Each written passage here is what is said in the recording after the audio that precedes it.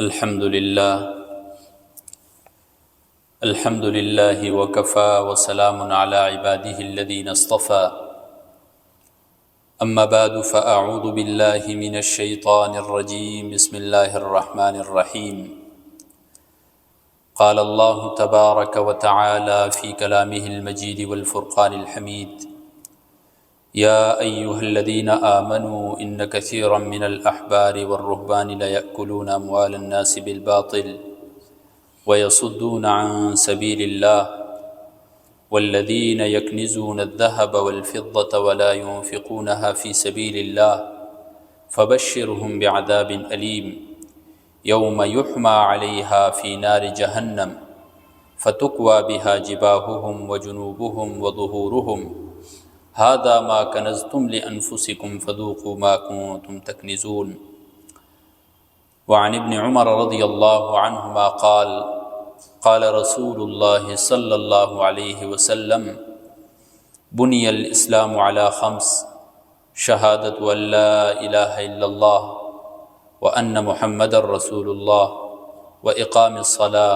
وإيتاء الزكاة رواه الإمام الهمام البخاري في صحيحه صدق الله وصدق رسوله النبي الأمي الهاشمي الكريم ونحن على ذلك لمن الشاهدين والشاكرين والحمد لله رب العالمين اللهم صل على محمد وعلى آل محمد كما صليت على إبراهيم وعلى آل إبراهيم إنك حميد مجيد اللهم بارك على محمد وعلى آل محمد كما باركت على إبراهيم وعلى آل إبراهيم إنك حميد مجيد میرے انتہائی قابل قدر قابل عزت بھائیوں دوستوں بزرگوں اور میری معززہ موقرہ باحیا باپردہ ماؤں بہنوں، شعبان المعظم کا مہینہ اپنی آخری مراحل میں ہے اور رمضان المبارک کا مہینہ ہمارے قریب ہے۔ رمضان المبارک کا مہینہ جیسے آتا ہے، اللہ رب العزت کے بندے اپنے نیک اعمال میں سستی کو چھوڑ کر چستی اپنا لیتے ہیں، طرح طرح کے نیک اعمال اپناتے ہیں۔ انہی اعمال میں سے ایک عمل ہے زکوٰۃ کا، اللہ کے راستے میں مال خرچ کرنے کا۔ لوگ زور و شور سے دیتے ہیں۔ اللہ تبارک و تعالی ہم سب کو بھی اس حکم کو اپنانے کی توفیق عطا فرمائے۔ میرے بھائیوں دوستوں بزرگوں، خالق کائنات نے قرآن مجید میں انسان کی بعض کمزوریوں کا ذکر کیا ہے۔ ان کمزوریوں میں سے ایک کمزوری کو چند آیات کے اندر ہائی لائٹ کیا ہے، وہ ہے مال کی محبت۔ اللہ رب العزت فرماتے ہیں وَإِنَّهُ لِحُبِّ الْخَيْرِ لَشَدِيدٌ، بے شک یہ مال کی محبت میں بری طرح مبتلا ہے۔ مال کی محبت میں اتنا آگے چلا جاتا ہے کہ نفع نقصان نہیں سوچتا ہے۔ مال سے اس کا لگاؤ اتنا ہے کہ اپنی اصل کو بھول جاتا ہے۔ ایک اور مقام میں اللہ تبارک و تعالی فرماتے ہیں وَتُحِبُّونَ الْمَالَ حُبًّا جَمًّا، مال کی محبت تمہارے اندر رچ بس چکی ہے۔ مال کی محبت میں مال سے تم ایسے محبت کرتے ہو گویا کہ تم گرفتار ہو چکے ہو مال کی محبت میں۔ ایک اور جگہ اللہ تبارک و تعالی ارشاد فرماتے ہیں انما اموالکم و اولادکم فتنہ، بے شک تمہارے اموال تمہاری اولاد یہ فتنہ ہے۔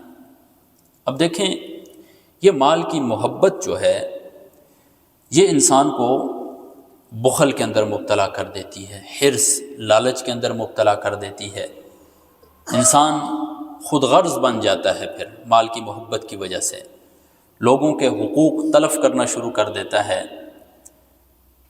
لیکن اللہ تبارک و تعالی مہربان ذات ہے، وہ جب اپنے بندے کو دیکھتا ہے نا کہ میرا بندہ برائی کے دلدل کے اندر پھنسا ہوا ہے تو اس کو بڑا رحم آتا ہے، وہ پھر اسے نکالتا ہے اس دلدل سے۔ یہی کیفیت یہاں پر بھی ہوتی ہے۔ انسان جب مال کی محبت میں اتنا آگے چلا جاتا ہے کہ طرح طرح کے حقوق تلفیاں شروع کر دیتا ہے، پھر اللہ تبارک و تعالیٰ کو رحم آتا ہے۔ تو اللہ تبارک و تعالیٰ نے اسی مقصد، انہی گناہوں سے بچانے کے لیے زکوٰۃ کو فرض کر دی ہے۔ جب انسان زکوٰۃ دیتا ہے تو وہ زکوٰۃ کا دینا جو ہے اس کو پاک کر دیتا ہے، انسان کے دل کے اندر ہمدردی پیدا کر دیتا ہے، غم خواری پیدا کر دیتا ہے، دوسروں کے اوپر جانثاری پیدا کر دیتا ہے، جانثار ہونا شروع ہو جاتا ہے انسان۔ زندہ مثالیں آپ کے سامنے موجود ہیں، صحابہ کرام رضوان اللہ تعالی علیہم اجمعین کی زندگیوں کا آپ مطالعہ فرمائیں۔ رسول اللہ صلی اللہ علیہ وسلم کی مجلس میں ایک دفعہ ایک مہمان آیا، کوئی فقیر تھا، کھانا طلب کیا۔ رسول اللہ صلی اللہ علیہ وسلم نے اپنی ازواج مطہرات کے گھروں میں پیغام بھیجا کہ کچھ ہے تو لے آئیں مہمان کے لیے۔ جانے والا سارے گھروں میں چکر لگا کر آتا ہے، کچھ بھی نہیں ملتا ہے، فاقہ کا عالم ہے۔ رسول اللہ صلی اللہ علیہ وسلم مجلس میں بیٹھے صحابہ سے مخاطب ہوتے ہیں اور کہتے ہیں، اس اللہ کے مہمان کی آج کون مہمان نوازی کرے گا؟ حضرت ابو طلحہ رضی اللہ تعالیٰ عنہ کھڑے ہو جاتے ہیں اور لے جاتے ہیں گھر۔ اب اپنی حالت کا بھی نہیں پتہ ہے، لیکن اللہ تبارک و تعالیٰ پر توکل دیکھیں، کر لے کر چلے جاتے ہیں۔ اپنی اہلیہ سے پوچھتے ہیں کہ گھر میں کچھ ہے کہ مہمان کو پیش کیا جائے؟ تو وہ کہتی ہیں چند روٹی کے ٹکڑے موجود ہیں، وہ بھی باسی روٹی کے، اس کے علاوہ کچھ نہیں ہے۔ تو کہتے ہیں کہ بچوں کو تو بہلا کر سلا دو، ہم مہمان کے ساتھ بیٹھ جائیں گے، جب مہمان کھانا شروع کر دے گا تو آپ کسی بہانے سے چراغ کو بجھا دینا، تاکہ مہمان کو یہ لگے کہ یہ بھی میرے ساتھ کھا رہے ہیں، اس طرح مہمان اپنا پیٹ بھر کر کھا لے۔ صبح جب ہوتی ہے، حضرت ابو طلحہ رضی اللہ تعالیٰ عنہ رسول اللہ صلی اللہ علیہ وسلم کی خدمت میں تشریف لاتے ہیں، اور رسول اللہ صلی اللہ علیہ وسلم کی خدمت، ان کی مجلس ایک نورانی مجلس ہوا کرتی تھی، براہ راست احکام آسمانوں سے اترتے تھے، رات کو جو کچھ گزری ہوتی تھی وہ سنایا کرتے تھے رسول اللہ صلی اللہ علیہ وسلم کو۔ رسول اللہ صلی اللہ علیہ وسلم کی جب نظر حضرت ابو طلحہ پر پڑتی ہے تو کہتے ہیں، اے ابو طلحہ، آپ کا جو رات کا رویہ تھا اس پر اللہ تبارک و تعالیٰ بڑے خوش ہوئے اور مسکرانے لگے۔ یہ صحابہ کرام رضوان اللہ تعالی علیہم اجمعین کے اندر جان ساری تھی، دوسروں پر اپنا سب کچھ فدا کر دیتے تھے۔ ایک صحابی کے ہاں صدقہ میں سے ایک بکری کی سری آ گئی، تو اس نے چاہا کہ مجھ سے زیادہ کوئی مستحق ہے، تو اس نے دوسرے ساتھی کو دے دی، دوسرے گھر میں دی۔ اس کا دل چاہا کہ کوئی دوسرا مجھ سے زیادہ مستحق ہو سکتا ہے، اس نے تیسرے گھر میں دے دی۔ وہی سری گھومتے گھومتے 7 گھروں سے پہلے صحابی کے پاس واپس آ گئی۔ یہ تھے صحابہ کرام میرے بھائی، ایک دوسرے پر فدا کرتے تھے اپنا مال، اپنا سب کچھ۔ تو یہ صفات کب پیدا ہوتی ہیں؟ جب انسان اللہ تبارک و تعالیٰ کے راستے میں مال خرچ کرتا ہے، جب اللہ تبارک و تعالیٰ کا دیا ہوا مال اسی کے راستے میں خرچ کرتا ہے، اللہ تبارک و تعالیٰ انسان کے دل کو نرم کر دیتے ہیں، غم خوار بن جاتا ہے انسان میں۔ زکوٰۃ یہ کب فرض ہوئی؟ اس حوالے سے علماء کے 2 قول ہیں۔ بعض علماء کہتے ہیں ہجرت سے پہلے فرض ہوئی، بعض کہتے ہیں ہجرت کے بعد۔ امام ابن کثیر رحمہ اللہ فرماتے ہیں کہ زکوٰۃ کا حکم جو ہے، فرضیت، وہ تو ہجرت سے پہلے نازل ہو چکی تھی، لیکن اس کے تفصیلی جتنے بھی احکامات ہیں وہ ہجرت کے بعد نازل ہوئے ہیں۔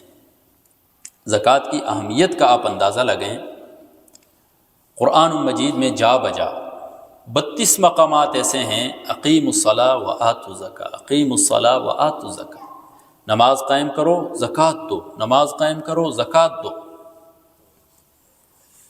ایک اور جگہ اللہ تبارک و تعالیٰ فرماتے ہیں، اپنے پیارے حبیب سے مخاطب ہوتے ہیں، خذ من اموالہم صدقہ، ان کے مالوں میں سے زکوٰۃ صدقات لے لو، تطہرہم وتزکیہم، تاکہ وہ زکوٰۃ پاک کر دے۔ رسول اللہ صلی اللہ علیہ وسلم فرماتے ہیں، بخاری شریف کی روایت ہے، حضرت عبداللہ بن عمر رضی اللہ تعالیٰ عنہ سے روایت ہے، فرماتے ہیں بنی الاسلام علی خمس، اسلام کی بنیاد 5 چیزوں پر ہے۔ شہادت واللہ الہ الا اللہ، پہلی چیز اس بات کی گواہی دینا کہ اللہ کے علاوہ کوئی معبود نہیں ہے۔ دوسری چیز کہ محمد الرسول اللہ صلی اللہ علیہ وسلم اللہ رب العزت کے پیغمبر ہیں۔ تیسری چیز وہ اقام الصلاۃ، نماز قائم کرنا، یہ ارکان اسلام میں سے ہے، اور انہی ارکان اسلام میں سے ایک ہے وہ ایتاء الزکاۃ، زکوٰۃ کا ادا کرنا۔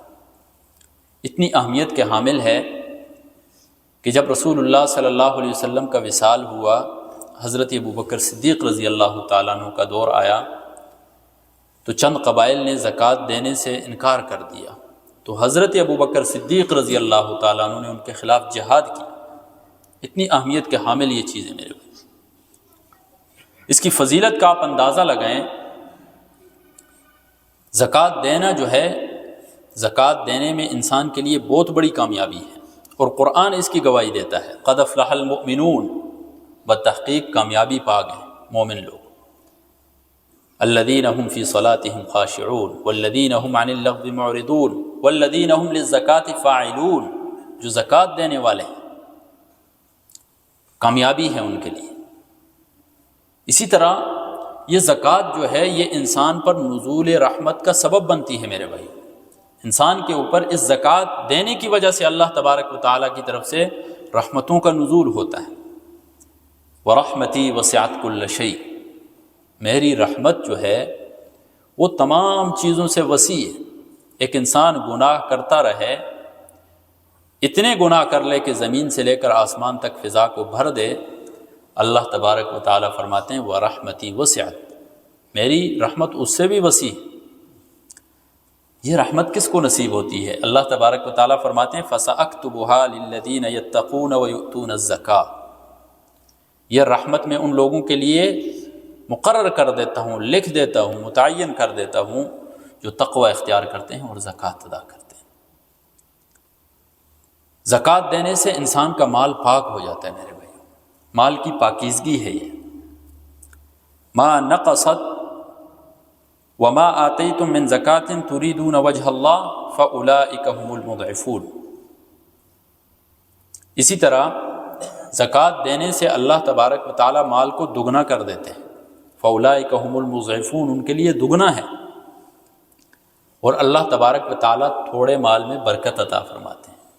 مال تو بظاہر تھوڑا نظر آ رہا ہوتا ہے، لیکن اللہ تبارک و تعالیٰ اس میں برکتیں ڈال دیتے ہیں۔ ما نقصت صدقۃ من مال، کبھی بھی صدقے نے کسی مال کو کم نہیں کیا ہے، بلکہ صدقے کی وجہ سے اللہ تبارک و تعالیٰ اس کم مال میں برکتیں عطا فرما دیتے ہیں۔ بسا اوقات آپ نے دیکھا ہوگا کہ انسان لاکھوں لگا لیتا ہے، ایک کام ہوتا ہے، کسی جگہ میں ہزاروں لگا کر وہ کام ہو جاتا ہے۔ کام تو وہی ہے، ایک جگہ انسان کا زیادہ خرچہ ہو رہا ہے، دوسری جگہ کم ہو رہا ہے۔ یہ کس چیز کی دلیل ہے؟ یہ برکت کی دلیل ہے کہ انسان کے مال میں برکت ہے۔ ایک جگہ مال کی کثرت ہے، دوسری جگہ مال کی قلت ہے، حاجت انسان کی وہی پوری ہو رہی ہے اس کے ساتھ۔ تو اللہ تبارک و تعالیٰ مال میں برکت عطا فرماتے ہیں جو شخص اس مال کا حق ادا کرتا ہے۔ میرے بھائیو، دوستو، بزرگوں، مال، جان، اولاد، ہر چیز اللہ تبارک و تعالیٰ کی ہے۔ اس دنیا میں ہم اس کی مرضی کے مطابق نہیں ہیں، اور اس دنیا میں ہم نے زندگی بھی، ہم اس دنیا میں جو ہے اپنی مرضی کے مطابق نہیں ہیں، اللہ تبارک و تعالیٰ کی مرضی کے مطابق ہیں، اور ہم نے زندگی بھی اس کی مرضی کے مطابق گزارنی ہے۔ اپنی اولاد کی کیسے تربیت کرنی ہے اس کے بتائے ہوئے طریقے کے مطابق، اپنی جان پر کون کون سے رول فالو کرنے ہیں اس کے احکامات کے مطابق، اپنے مال کو کہاں خرچ کرنا ہے اس کے احکام کے مطابق کرنا ہے، اور ایک دن اسی کے حکم سے ہماری روح بھی قبض ہو جائے گی۔ اس وجہ سے اللہ تبارک و تعالیٰ کا دیا ہوا جو مال ہے اس کو امانت سمجھیں، اور امانت سمجھ کر اس سے اللہ تبارک و تعالیٰ کا حق نکالیں، وگرنہ یہی مال انسان کے لیے دنیا و آخرت میں وبال بن جاتا ہے میرے بھائی۔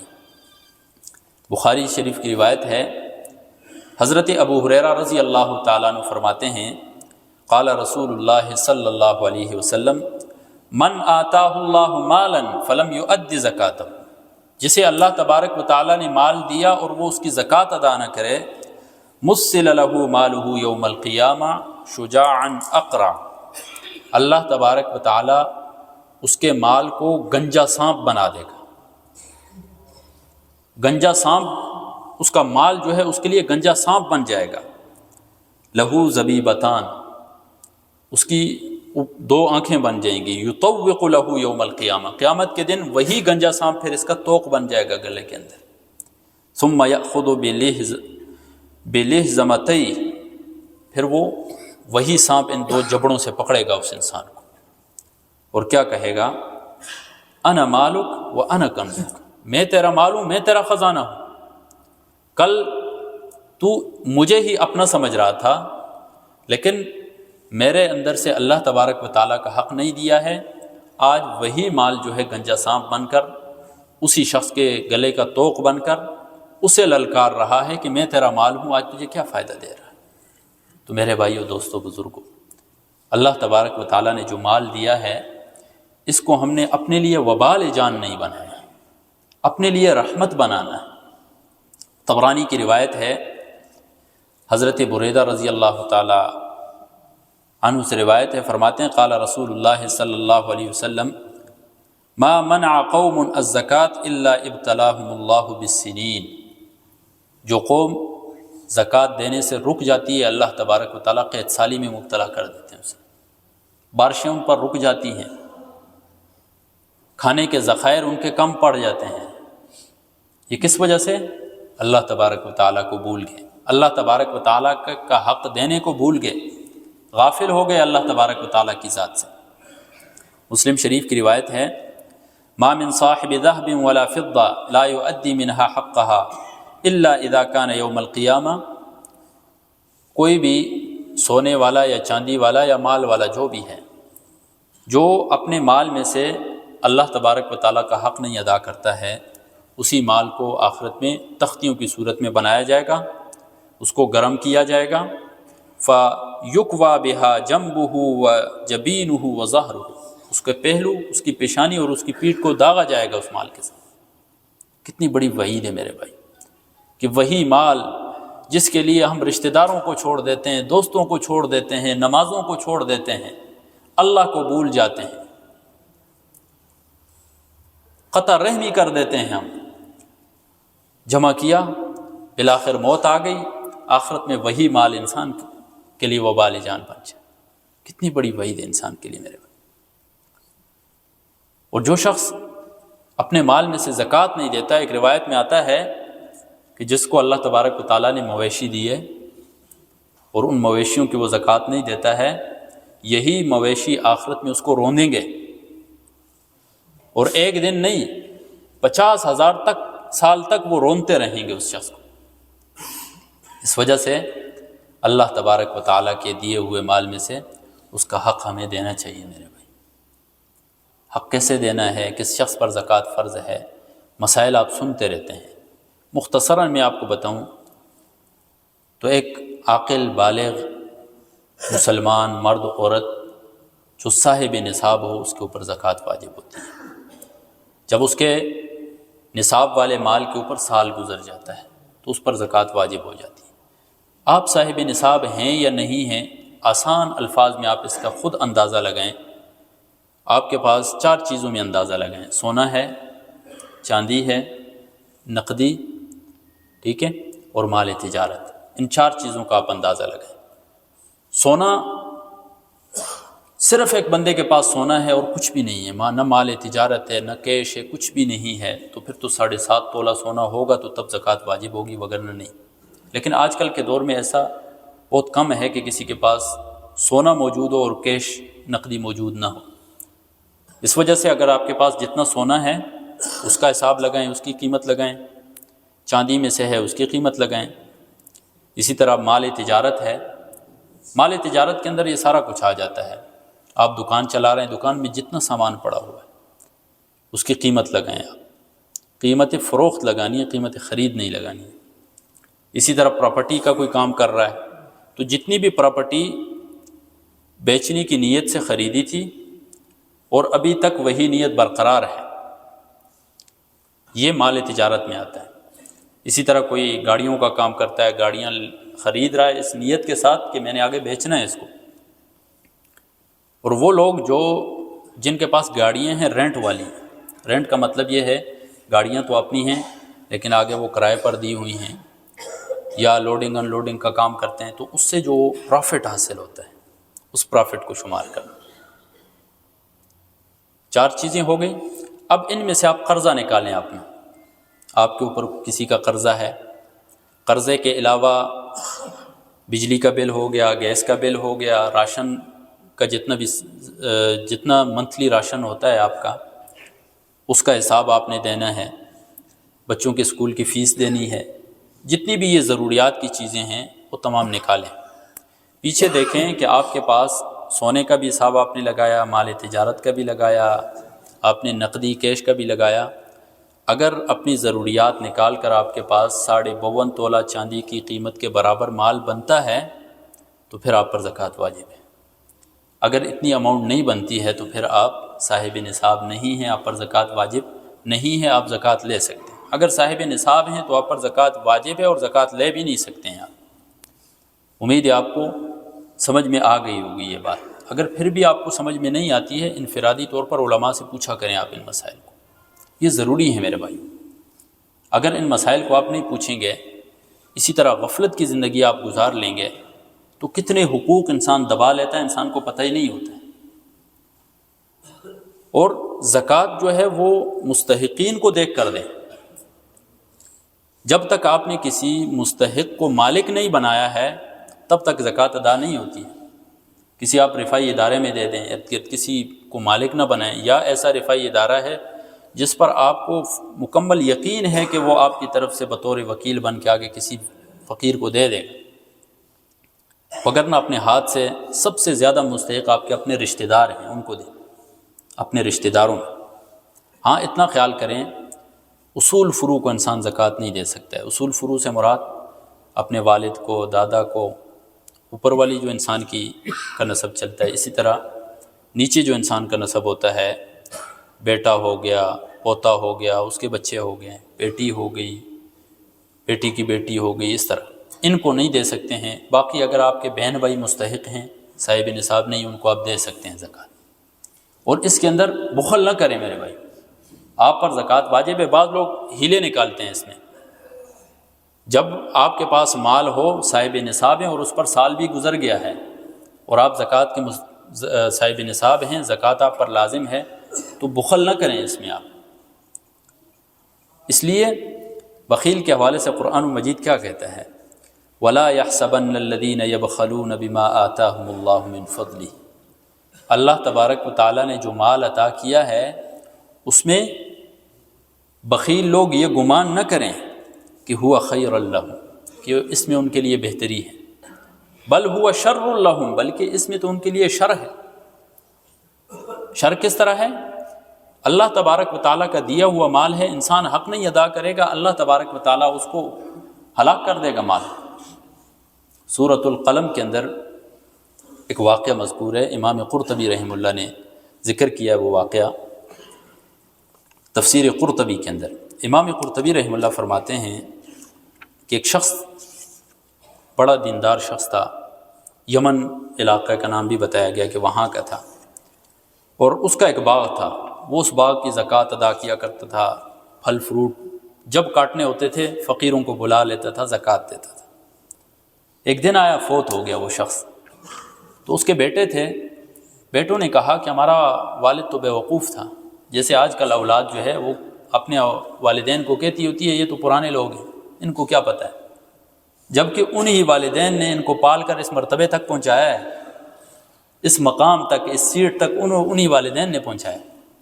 تو کہنے لگے کہ ہمارا والد تو بیوقوف ہے، تو ہم مال کی زکوٰۃ نہیں دیں گے اس باغ کی۔ تو آپس میں باتیں کرنے لگے، قرآن مجید نے پورا واقعہ ذکر کیا، آپس میں باتیں کرنے لگے کہ ایسا کریں گے ہم صبح کے وقت جب اندھیرا ہوگا اس میں چلے جائیں گے، خاموشی سے پھل وغیرہ توڑ لیں گے، اس وقت کوئی مانگنے والا بھی نہیں آتا ہے، اس طرح ہم جلدی امیر بن جائیں گے۔ اللہ تبارک و تعالیٰ کے ساتھ کوئی مکر کرے، وَمَكَرُوا وَمَكَرَ اللَّهُ، اللہ تبارک و تعالیٰ نے اس باغ کو ملیا میٹ کر دیا۔ صبح کا وقت آتا ہے، جب جاتے ہیں تو دیکھتے ہیں کہ وہاں پر تو کچھ بھی نہیں ہے، چھٹیل میدان ہے۔ اس وقت انہیں پتہ چلتا ہے کہ اِنَّا لَضَالُّونَ، ہم گمراہ ہو گئے، بل نحن محرومون، بلکہ ہم محروم ہو گئے۔ پھر آپس میں ایک دوسرے کو ملامتی کرنے لگے کہ آپ کی غلطی ہے، دوسرا کہنے لگا آپ کی غلطی ہے۔ اللہ تبارک و تعالیٰ فرماتے ہیں کذالک العذاب، اسی طرح عذاب آتا ہے، ولعذاب الآخرۃ اکبر، اور آخرت والا جو عذاب ہے وہ دنیا کے عذاب سے بھی بڑا ہے۔ یہ تو صرف باغ جو ہے وہ تلف ہوا ہے، آخرت میں جو ان کو گناہ ملے گا، آخرت میں جو ان کو سزائیں ملیں گی وہ الگ ہے۔ تو میرے بھائیو، دوستو، بزرگوں، اللہ تبارک و تعالیٰ نے جو مال دیا ہے اس کی امانت ہے۔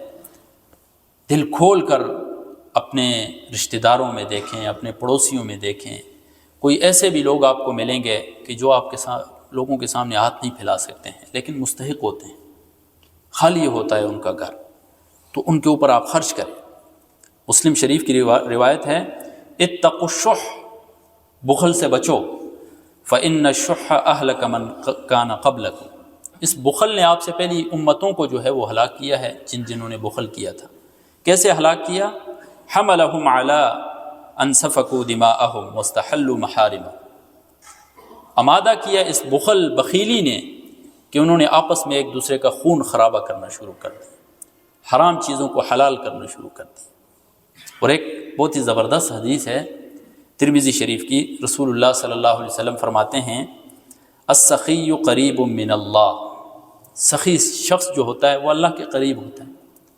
اسی طرح قریب من الجنہ، جنت کے قریب ہوتا ہے۔ قریب من الناس، لوگوں کے قریب ہوتا ہے۔ والبخیل بعید من اللہ، بخیل آدمی جو ہے اللہ سے دور ہوتا ہے۔ بعید من الجنہ، جنت سے دور ہوتا ہے۔ بعید من الناس، لوگوں سے بھی دور ہوتا ہے۔ قریب من النار، آگ کے قریب ہوتا ہے۔